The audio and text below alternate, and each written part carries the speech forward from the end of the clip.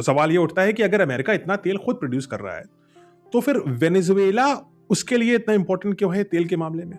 और इसका जवाब सीधा नहीं है, हमें एक परत और खोदनी पड़ेगी। क्योंकि सारा क्रूड ऑयल एक जैसा नहीं होता। तेल सिर्फ नाम का नहीं होता, उसकी डेंसिटी द्वारा पहचाना जाता है। और इसके लिए एक साफ न्यूमेरिकल पैमाना होता है जिसको बोलते हैं एपीआई ग्रेविटी। एपीआई ग्रेविटी बताता है कि तेल कितना हल्का है या कितना भारी है।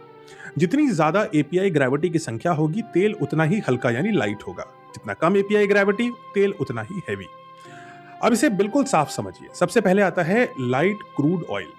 इसकी एपीआई ग्रेविटी 40 डिग्री से ज्यादा होती है, यानी ये पतला होता है, लगभग जैसे स्मूदी होती है या लस्सी होती है, ये वैसा होता है। और इसे रिफाइन करना आसान है, सस्ता भी है। और इसके बाद आता है मीडियम क्रूड ऑयल, जिसकी एपीआई 30 से 40 डिग्री के बीच में होती है। इसके अंत में सबसे नीचे आता है हेवी क्रूड ऑयल, जिसकी एपीआई ग्रेविटी 30 डिग्री से कम होती है। हेवी क्रूड काफी गाढ़ा होता है, स्टिकी होता है, इनफैक्ट ये तेजी से बहता भी नहीं है। इसे रिफाइन करना मुश्किल होता है और ऐसा करना एक्चुअली में महंगा भी होता है। लेकिन एक बात और भी जरूरी है, पेट्रोलियम के पूरे साइकिल में महज क्रूड ऑयल को निकालना ही एक प्रोसेस नहीं है। इसके अलावा बहुत सारे और प्रोसेसेस हैं। और जो सबसे इंपॉर्टेंट प्रोसेस आता है वो होता है क्रूड ऑयल को रिफाइनरीज में डालना।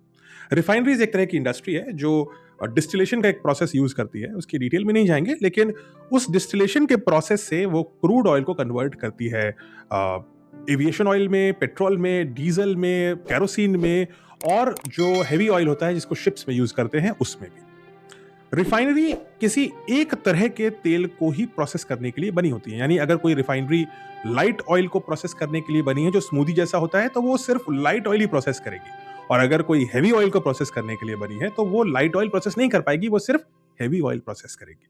अब ये बात आप समझ गए। तो अब असली बात पर चलते हैं। अमेरिका में जो शेल ऑयल निकाला जाता है वो ज्यादातर लाइट क्रूड होता है, यानी उसका जो एपीआई ग्रेविटी है वो 40 से ऊपर होता है।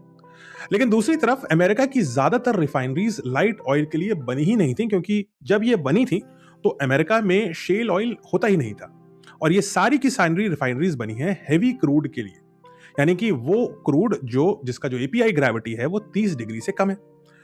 और वहीं से वेनेजुएला की एंट्री होती है, क्योंकि वेनेजुएला ही वो देश है जिसका ज्यादातर जो तेल है वो हेवी क्रूड होता है। अब कहने को तो heavy crude is the worst form of petroleum, लेकिन चूंकि अमेरिका की सारी रिफाइनरीज बनी हुई हैं हेवी क्रूड को प्रोसेस करने के लिए, इसलिए अमेरिका के लिए हेवी क्रूड काफी इंपॉर्टेंट है। और इसीलिए वेनेजुएला अमेरिका के लिए एक ऑयल प्रोड्यूसर ही नहीं है, बल्कि एक स्ट्रेटेजिक नेसेसिटी बन चुका है।